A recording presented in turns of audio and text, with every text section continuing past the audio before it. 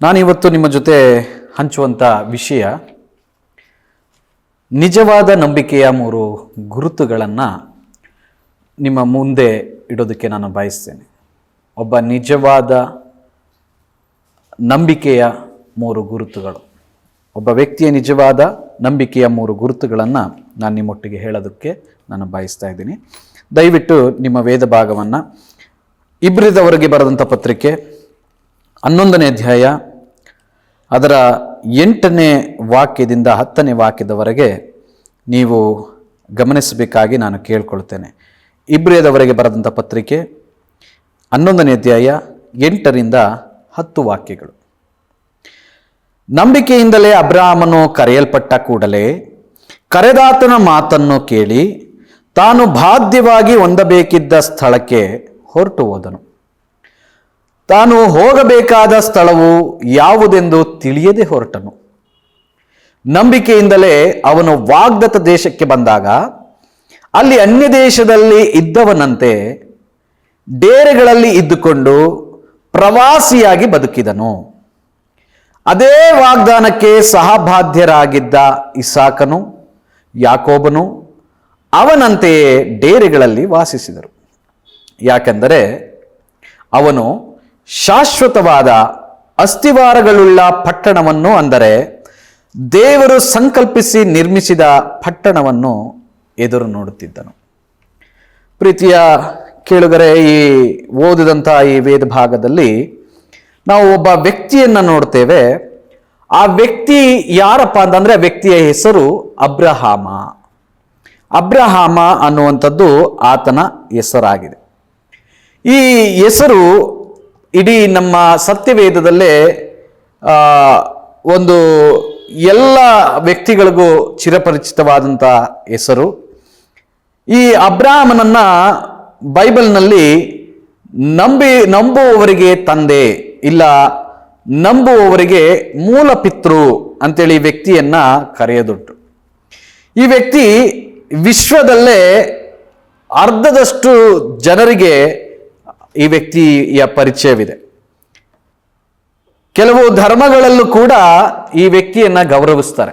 ಅಬ್ರಹಾಮ ಅನ್ನುವಂಥ ವ್ಯಕ್ತಿಯನ್ನ ಕೆಲವು ಧರ್ಮಗಳು ಕೂಡ ಗೌರವಿಸ್ತವೆ.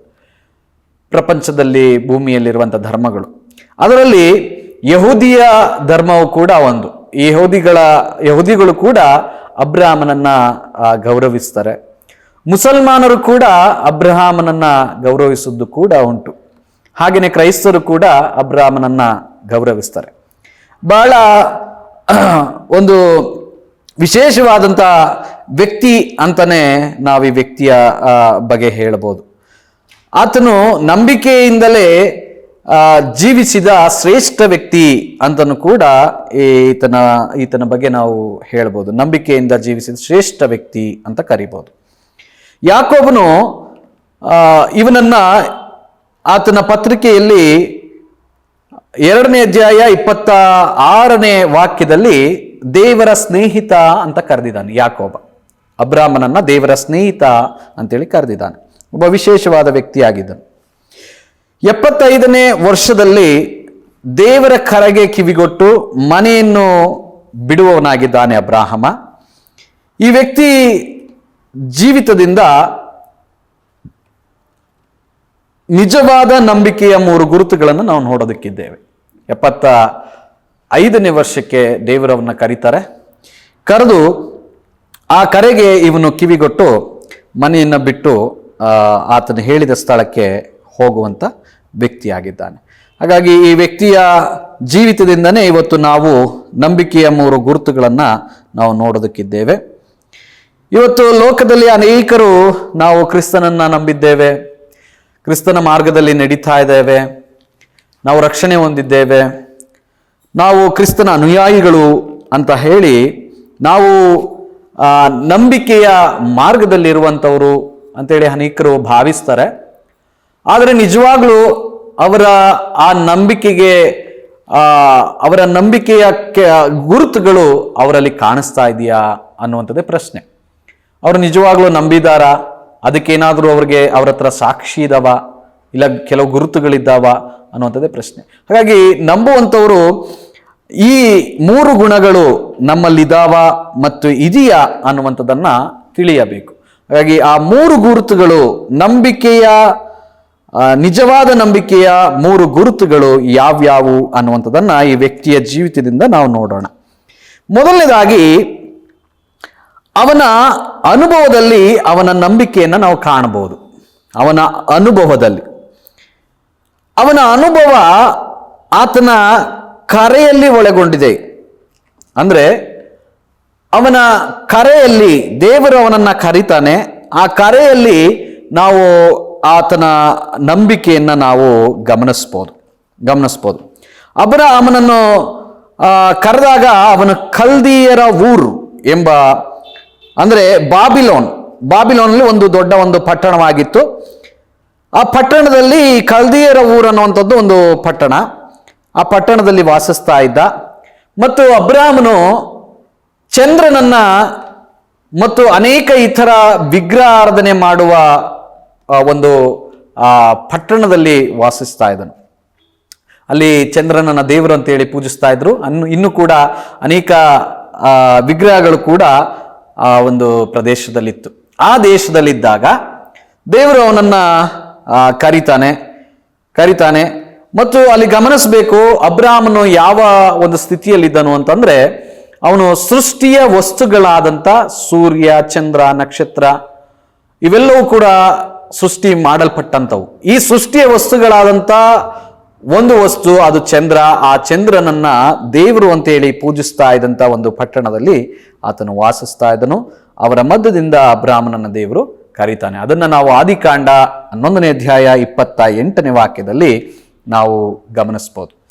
ಆತನ ದೇವರು ಅವನನ್ನ ಈ ಒಂದು ಪಟ್ಟಣದಿಂದ, ಈ ಒಂದು ಕಾರ್ಯಗಳನ್ನ, ಅಂದ್ರೆ ಅವನು ಯಾವ ನಂಬಿಕೆಯಲ್ಲಿ ಜೀವಿಸ್ತಾ ಇದ್ದನೋ ಆ ನಂಬಿಕೆಯಿಂದ ಅವನನ್ನ ಹೊರಗೆ ಕರೀತಾ ಇದ್ದಾನೆ. ಕರೆಯುವಾಗ ಆ ಕರೆಗೆ ಹೂಗೊಟ್ಟು ಆತನು ದೇವರ ಕರೆಗೆ ದೇವರ ಮಾತನ್ನ ಹಿಂಬಾಲಿಸ್ತಾ ಇದ್ದಾನೆ. ಪ್ರಿಯರೇ, ಇದು ಮೊದಲನೇದಾಗಿ ಒಂದು ನಮ್ಮ ನಂಬಿಕೆಗೆ ಒಂದು ಗುರುತಾಗಿದೆ. ಇದು ಮೊದಲನೆಯ ಹೆಜ್ಜೆ ಅಂತಲೂ ಕೂಡ ನಾವು ಹೇಳಬಹುದು. ಇದೇ ರೀತಿಯ ಕರೆ ನಂಬುವವರೆಗೆಲ್ಲರಿಗೂ ಇರುವಂಥದ್ದಾಗಿದೆ. ಕಾರಣ ಏನು ಅಂತಂದ್ರೆ, ಮೊದಲು ದೇವರು ಒಬ್ಬ ಮನುಷ್ಯನನ್ನ ಕರೀತಾನೆ. ಯಾಕಂತಂದ್ರೆ, ಯಾರು ಕೂಡ ತಾವಾಗಿಯೇ ಸ್ವಂತ ಕೈಯಿಂದ, ಸ್ವಂತ ಶಕ್ತಿಯಿಂದಾಗಿರ್ಬೋದು, ಬುದ್ಧಿಯಿಂದಾಗಿರ್ಬೋದು, ಸ್ವಂತ ಪ್ರಯತ್ನದಿಂದ ಆಗಿರ್ಬೋದು, ದೇವರ ಬಳಿಗೆ ಬರೋದಕ್ಕೆ ಸಾಧ್ಯವಿಲ್ಲ.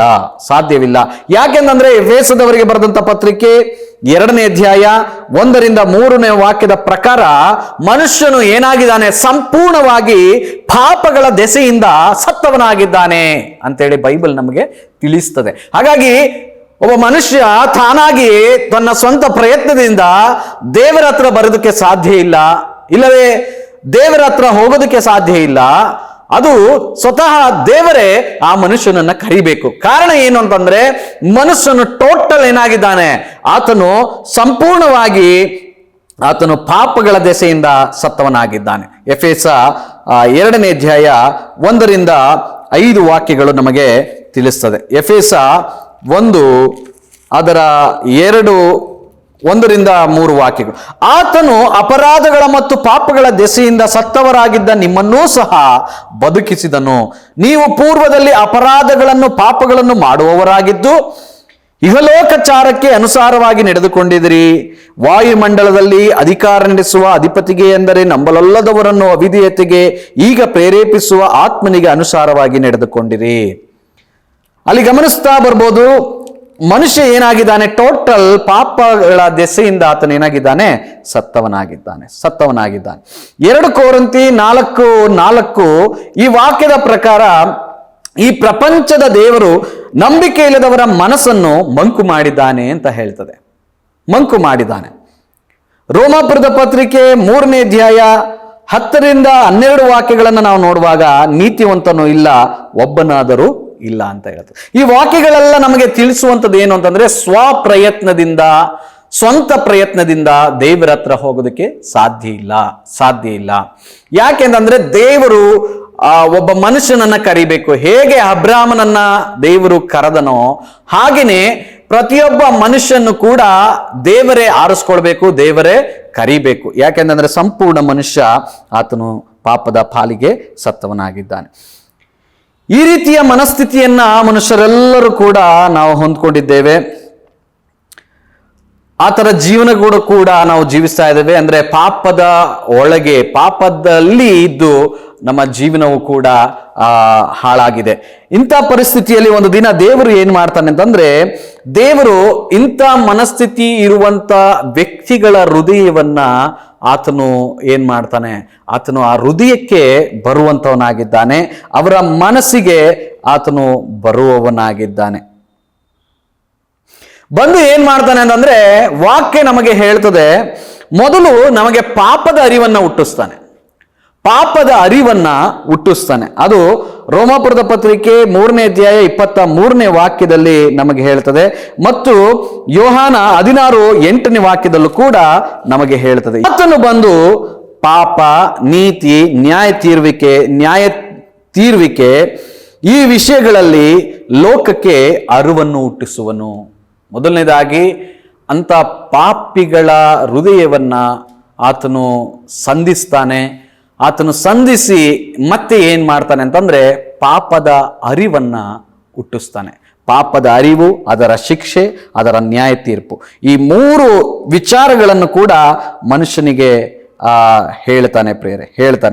ದೇವರು ನಮಗೆ ಹೇಳುವಂತ ವಿಷಯ ಏನಂತಂದ್ರೆ, ನಾವು ಪಾಪದಲ್ಲಿ ಕಳೆದು ಹೋಗಿರಬಹುದು, ಪಾಪದಲ್ಲಿ ಬಿದ್ದು ಹೋಗಿರಬಹುದು, ಆದರೆ ತನ್ನ ಮಗನಾದ ಯೇಸು ಕ್ರಿಸ್ತನ ಕರೆಗೆ ಕಿವಿಗೊಟ್ಟು ಆತನ ಮೇಲೆ ನಂಬಿಕೆ ಇಟ್ಟರೆ ಆತನು ನಮ್ಮನ್ನ ರಕ್ಷಿಸ್ತಾನೆ. ನಾವು ಪಾಪಿಗಳಾಗಿರ್ಬೋದು. ನಾನು ಮೊದಲೇ ಹೇಳಿದೆ, ಆ ಪಾಪದ ಲೀಸ್ಟ್ಗಳನ್ನ ಹೇಳಿದೆ. ಪಾಪದ ವಿಚಾರದಲ್ಲಿ ಆತನು ಪಾಪದ ದೆಸೆಯಿಂದ ಮನುಷ್ಯನು ಏನಾಗಿದ್ದಾನೆ, ಟೋಟಲ್ ಆಗಿ ಸಂಪೂರ್ಣವಾಗಿ ಅವನು ಸತ್ತವನಾಗಿದ್ದಾನೆ. ಹಾಗಾಗಿ ಸತ್ತಿರುವಂತ ಮನುಷ್ಯನನ್ನ ದೇವರು ತಾನೇ ಎದುರುಗೊಳ್ತಾನೆ. ದೇವರು ಎದುರುಗೊಂಡು ಅವನ ಮನಸ್ಸನ್ನ ಮುಟ್ಟಿ ಅವನ ಹೃದಯದಲ್ಲಿ ಪಾಪದ ಅರಿವನ್ನ ಹುಟ್ಟಿಸ್ತಾನೆ. ಪಾಪದ ಅರಿವು ಹುಟ್ಟಿಸೋದಲ್ಲ, ಅದರ ನಂತರವೂ ಕೂಡ ಆತನು ಅದರ ಶಿಕ್ಷೆ, ಅದರ ನ್ಯಾಯ ತೀರ್ವಿಕೆ ಇವನ್ನೆಲ್ಲವೂ ಕೂಡ ಆತನು ಹುಟ್ಟಿಸ್ತಾನೆ, ಅವೆಲ್ಲವನ್ನ ತಿಳಿಸ್ತಾನೆ. ಪ್ರಿಯರೇ, ಅಂತ ವ್ಯಕ್ತಿ ಯೇಸು ಕ್ರಿಸ್ತನನ್ನ ನಂಬಿ ಆತನ ಮಗನ ಕರೆಗೆ, ಅಂದ್ರೆ ದೇವರ ಮಗನ ಕರೆಗೆ, ಯೇಸು ಕ್ರಿಸ್ತನ ಕರೆಗೆ ಅವನು ಕಿವಿಗೊಟ್ಟು ಬರುವುದಾದ್ರೆ, ಅವನನ್ನ ನಂಬುವುದಾದ್ರೆ ಅವನಿಗೆ ರಕ್ಷಣೆಯನ್ನ ಕೊಡುವಂತವನಾಗಿದ್ದಾರೆ. ಇದು ನಂಬಿಕೆಯ ಮೊದಲ ಹೆಜ್ಜೆ. ಅದು ನಂಬಿಕೆಗೆ ಒಂದು ಗುರುತು. ದೇವರು ಅವನನ್ನ ಕರೆದನು ಅನ್ನುವಂಥದ್ದು ಅವನ ನಂಬಿಕೆಗೆ ಮೊದಲನೆಯ ಗುರುತಾಗಿತ್ತು. ಈ ರೀತಿಯ ಕರೆ ಯಾವತ್ತಾದರೂ ನಿಮಗೆ ಬಂದಿದೆಯಾ? ದೇವರ ವಾಕ್ಯದಿಂದ ಬಂದಿದೆಯಾ? ಇಲ್ಲ ಸೇವಕರಿಂದ ಬಂದಿದೆಯಾ? ಇಲ್ಲ ಯಾವುದೋ ಒಂದು ವಿಡಿಯೋ ನೋಡ್ತಾ ಇರುವಾಗ ದೇವರ ಕರೆ ನಿಮಗೆ ಬಂದಿದೆಯಾ? ಪ್ರಿಯರೇ, ಆ ಕರೆಗೆ ನೀವು ಕಿವಿಗೊಡುವುದಾದರೆ ನಿಮ್ಮನ್ನ ದೇವರು ರಕ್ಷಿಸುವಂತವನಾಗಿದ್ದಾನೆ. ಎರಡನೇದಾಗಿ, ಅವನ ವಿಧೇಯತೆ ಅವನ ನಂಬಿಕೆಗೆ ಒಂದು ಗುರುತಾಗಿದೆ. ಇಲ್ಲಿ ಗಮನಿಸ್ರಿ, ದೇವರು ಅವನನ್ನ ಕರೆದನು. ದೇವರು ಅವನನ್ನ ಕರೀತಾ ಇದ್ದಾನೆ. ಕರೆಯುವಾಗ ಅವನ್ ಏನ್ ಮಾಡ್ತಾ ಇದ್ದಾನೆ? 8ನೇ ವಾಕ್ಯದ ಬಿ ಭಾಗವನ್ನ ನೀವು ಗಮನಿಸ್ರಿ. ತಾನು ಅಬ್ರಾಮನು ಕರೆಯಲ್ಪಟ್ಟ ಕೂಡಲೇ ಕರೆದಾತನ ಮಾತನ್ನು ಕೇಳಿ ತಾನು ಬಾಧ್ಯವಾಗಿ ಹೊಂದಬೇಕಿದ್ದ ಸ್ಥಳಕ್ಕೆ ಹೊರಟು ಹೋದನು ಅನ್ನುವಂಥದ್ದು ಅವನ ವಿಧೇಯತೆಯನ್ನ ನಮಗೆ ತಿಳಿಸ್ತದೆ, ಅವನ ವಿಧೇಯತೆಯನ್ನು ನಮಗೆ ತೋರಿಸ್ತದೆ. ಇದು ಒಂದು ಗುರುತಾಗಿದೆ, ವಿಧೇಯತೆ. ಅವನ ನಂಬಿಕೆಗೆ ಒಂದು ವಿಧೇಯತೆ ಒಂದು ಗುರುತಾಗಿದೆ. ರೋಮಾಪುರದ ಪತ್ರಿಕೆ 4ನೇ ಅಧ್ಯಾಯ 3ನೇ ವಾಕ್ಯದ ಪ್ರಕಾರ, ಆದಿಕಾಂಡ 15:6ನೇ ವಾಕ್ಯಗಳ ಪ್ರಕಾರ ಅವನ ವಿಧೇಯತೆ ನೀತಿವಂತನಾಗಿ ಮಾಡಿದೆ ಎಂದಲ್ಲ, ಅವನ ನಂಬಿಕೆ ಅವನನ್ನ ನೀತಿವಂತನೆಂದು ಎಣಿಸಲ್ಪಟ್ಟಿದೆ. ಪ್ರಿಯರೇ, ನಾನು ಹೇಳ್ತಾ ಇರೋ ವಿಷಯ ಏನಂತಂದ್ರೆ, ಅವನ ವಿಧೇಯತೆಯಿಂದ ಅವನನ್ನು ರಕ್ಷಿಸಲ್ಪಡ್ಲಿಲ್ಲ, ಇಲ್ಲವೇ ಅವನು ನೀತಿವಂತನೆಂದು ಎಣಿಸಲ್ಪಡ್ಲಿಲ್ಲ. ಅಲ್ಲಿ ಗಮನಿಸಬೇಕು, ಅವನ ನಂಬಿಕೆ ಅವನ ಲೆಕ್ಕಕ್ಕೆ ನೀತಿ ಎಂದು ಎಣಿಸಲ್ಪಟ್ಟಿತು ಅಂತ ಹೇಳಿ ಸತ್ಯವೇದವು ನಮಗೆ ಹೇಳುತ್ತದೆ. ಹಾಗಾಗಿ ಒಬ್ಬ ವ್ಯಕ್ತಿಯನ್ನ ನೀತಿವಂತನಾಗಿಸುವಂಥದ್ದು ಅವನ ವಿಧೇಯತೆಯಲ್ಲ, ಅವನ ನಂಬಿಕೆ. ಆದ್ರೆ ಗಮನಿಸ್ರಿ, ಅವನು ನಂಬಿದ್ದಾನೆ ಅನ್ನುವುದಕ್ಕೆ ಗುರುತು ಅವನ ವಿಧೇಯತೆ. ಅವನು ನಿಜವಾಗ್ಲೂ ಕ್ರಿಸ್ತನನ್ನ ನಂಬಿದ್ದಾನೆ, ಕ್ರಿಸ್ತನ ಹಾದಿಯಲ್ಲಿ ನಡೀತಾ ಇದ್ದಾನೆ, ಕ್ರಿಸ್ತನ ಮಗನಾಗಿದ್ದಾನೆ ಅನ್ನುವಂಥದ್ದಕ್ಕೆ ಗುರುತು ವಿಧೇಯತೆ. ವಿಧೇಯತೆ ರಕ್ಷಣೆಗೆ ಗುರುತು ವಿಧೇಯತೆ ಅಲ್ಲ. ರಕ್ಷಣೆಗೆ ಗುರುತು ನಂಬಿಕೆ. ರಕ್ಷಣೆಯ ಖಚಿತತೆ ಅದು ನಂಬಿಕೆ. ರಕ್ಷಣೆಯನ್ನ ತಂದುಕೊಡುವಂಥದ್ದು ಅದು ನಂಬಿಕೆ. ಆದರೆ ವಿಧೇಯತೆ ಅವನು ನಂಬಿದ್ದಾನ ಅನ್ನುವಂಥದ್ದನ್ನ ತಿಳಿಸೋದಕ್ಕೆ ವಿಧೇಯತೆ, ಅದು ವಿಧೇಯತೆ ಬೇಕಾಗಿದೆ.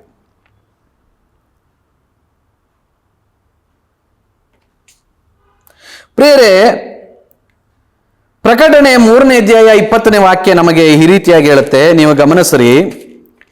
ಯಾವ ವ್ಯಕ್ತಿ ಅಬ್ರಾಮನನ್ನ ಕರೆದಾಗೆ ದೇವರು ಎಲ್ಲಾ ಮನುಷ್ಯರನ್ನ ಕರೀತಾ ಇದ್ದಾನೆ, ಆದರೆ ಆ ಕರೆಗೆ ಯಾವ ವ್ಯಕ್ತಿ ಕಿವಿಗೊಡ್ತಾನೋ, ಕಿವಿಗೊಟ್ಟು ಆತನ ಮಾತನ್ನ ಕೇಳ್ತಾನೋ ಅವನನ್ನ ನಿಜವಾಗ್ಲೂ ಆತನು ರಕ್ಷಿಸಲ್ಪಡ್ತಾನೆ.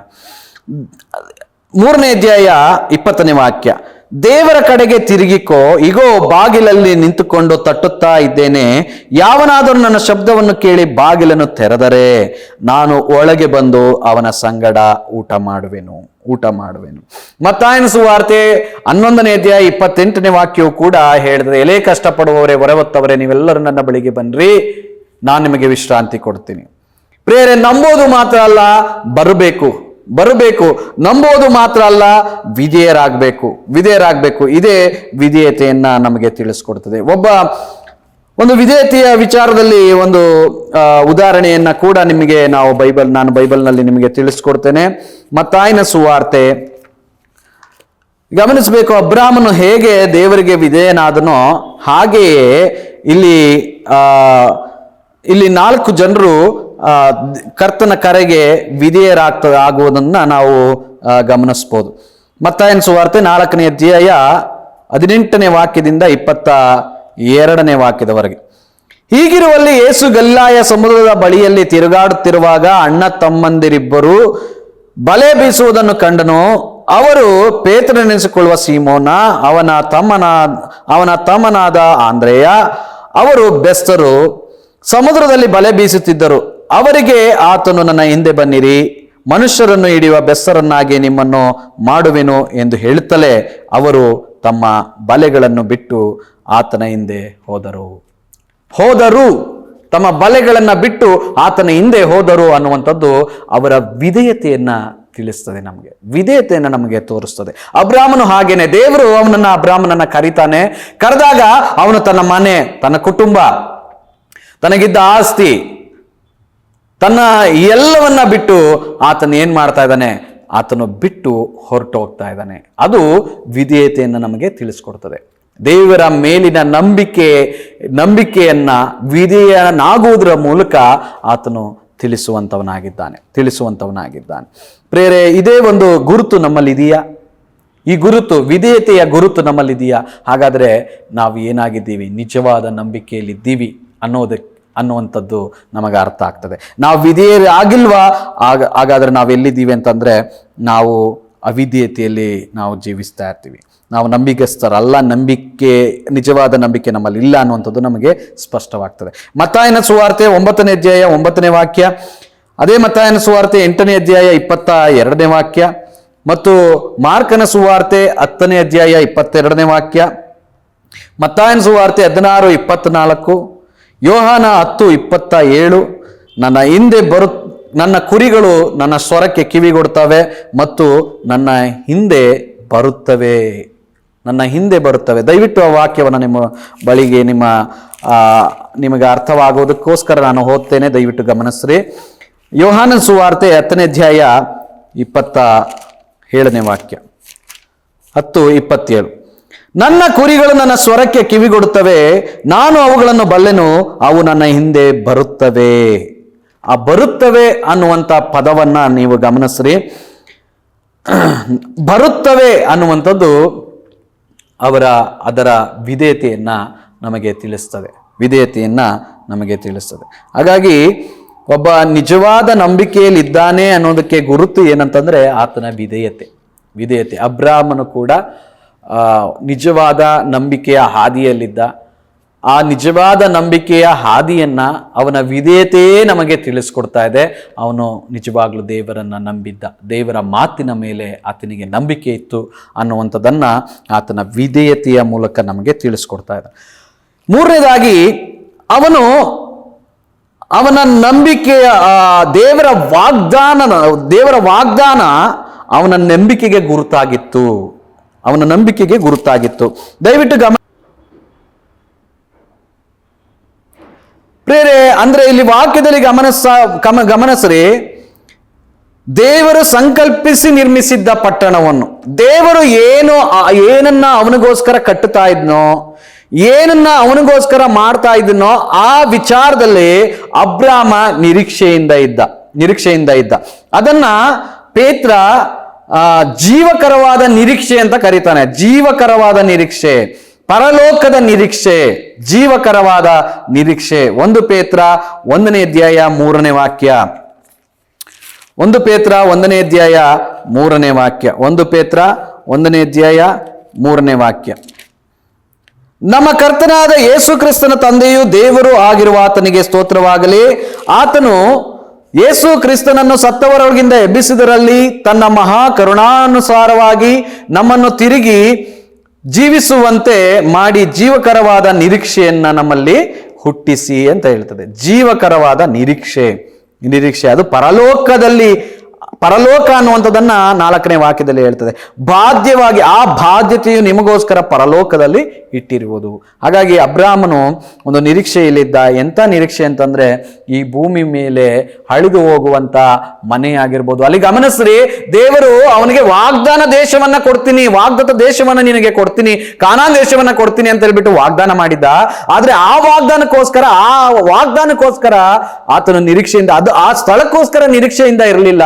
ಆತನು ಶಾಶ್ವತವಾದ ಸ್ಥಳವಾಗಿರುವಂತಹ ಪರಲೋಕದ ವಿಷಯದಲ್ಲಿ ಆತನು ನಿರೀಕ್ಷೆಯಿಂದ ಇದ್ದ. ಯಾಕೆ ಅಂತಂದ್ರೆ ಅದು ಈ ಲೋಕದಲ್ಲಿ ನೋಡಿ, ಕಾನಾನ್ ದೇಶವಾಗಿರ್ಬೋದು, ಇಲ್ಲ ನಮ್ಮ ಭೂಮಿ ಆಗಿರ್ಬೋದು, ನಮ್ಮ ಮನೆಗಳಾಗಿರ್ಬೋದು, ಊರಾಗಿರ್ಬೋದು, ಅವೆಲ್ಲವೂ ಕೂಡ ಒಂದು ದಿನ ನಾಶವಾಗ್ತದೆ ಎಂದು ಬೈಬಲ್ ನಮಗೆ ಹೇಳ್ತದೆ ಸ್ಪಷ್ಟವಾಗಿ. ಬೆಂಕಿಯಿಂದ ಸುಟ್ಟು ಈ ಭೂಮಿಯನ್ನ ನಾಶ ಮಾಡ್ತಾನೆ ಅಂತ ದೇವರು ಹೇಳ್ತಾನೆ. ಹಾಗಾಗಿ ಅದೆಲ್ಲ ನಾಶವಾಗುವಂಥದ್ದು. ಆದ್ರೆ ಶಾಶ್ವತವಾಗಿರುವಂಥದ್ದು ಯಾವುದು? ಅದಕ್ಕೋಸ್ಕರ ನಿರೀಕ್ಷೆಯಿಂದ ಇದ್ದ. ಆ ಶಾಶ್ವತವಾಗಿರುವಂಥದ್ದು ಬೇರೆ ಯಾವುದು ಅಲ್ಲ, ಪರಲೋಕ. ಆ ಪರಲೋಕದ ನಿರೀಕ್ಷೆಯಲ್ಲಿ ಆತನಿದ್ದ. ಆ ನಿರೀಕ್ಷೆ ಅವನ ನಂಬಿಕೆಗೆ ಒಂದು ಗುರುತಾಗಿತ್ತು. ಪ್ರಿಯರೇ, ಆ ಒಂದು ನಿರೀಕ್ಷೆ ನಿಮ್ಮಲ್ಲಿ ಇದೆಯಾ? ನೀವು ಕೂಡ ಕ್ರಿಸ್ತನನ್ನ ಕಂಡುಕೊಂಡು, ಕ್ರಿಸ್ತನನ್ನ ನಂಬಿದ್ದೇನೆ, ನಾನು ಪರಲೋಕಕ್ಕೆ ಹೋಗ್ತೇನೆ, ಪರಲೋಕದಲ್ಲಿ ಕ್ರಿಸ್ತನ ನಮಗೋಸ್ಕರ ಮನೆ ಕಟ್ತಾ ಇದ್ದಾನೆ, ಆ ಮನೆಯಲ್ಲಿ ವಾಸಿಸೋದಕ್ಕೆ ಹೋಗ್ತಾ ಇದ್ದೇನೆ, ಶಾಶ್ವತವಾದಂತ ಆ ಮನೆ ಅದು ನಮ್ಮ ಶಾಶ್ವತವಾದಂತ ಗೂಡರ. ಪ್ರಿಯರೇ, ನಾನು ಹೇಳ್ತೀನಿ, ಒಂದಲ್ಲ ಒಂದು ದಿನ ಈ ಮನುಷ್ಯ ಈ ಭೂಮಿಯನ್ನ ಬಿಟ್ಟು ಹೋಗ್ಬೇಕು. ಆತನು ಭಕ್ತನಾಗಿರ್ಬೋದು, ಇಲ್ಲ ಆತನು ಭಕ್ತಿಹೀನನಾಗಿರ್ಬೋದು. ಒಂದು ದಿನ ಎಲ್ಲರೂ ಕೂಡ ಸಾಯಲೇಬೇಕು ಅಂತೇಳಿ ಬೈಬಲ್ ನಮಗೆ ಹೇಳ್ತದೆ, ಸತ್ಯವೇದ ನಮಗೆ ಹೇಳ್ತದೆ. ಆದ್ರೆ ಸತ್ತಾಗ ಆ ಶಾಶ್ವತವಾದಂತ ಮನೆ ನಮಗಿದೆ ಅನ್ನುವಂಥದ್ದು ಕ್ರೈಸ್ತರ ನಿರೀಕ್ಷೆ, ಕ್ರಿಸ್ತನ ಅನುಯಾಯಿಗಳ ನಿರೀಕ್ಷೆ. ಸತ್ತಾಗ ನಮಗೆ ಒಂದು ಶಾಶ್ವತವಾದ ಸ್ಥಳ ಇದೆ, ಅದೇ ಪರಲೋಕ ಅಂತ. ಪ್ರೇರೆ, ಆ ನಿರೀಕ್ಷೆಯಲ್ಲಿ ನೀನಿದ್ದೀಯಾ?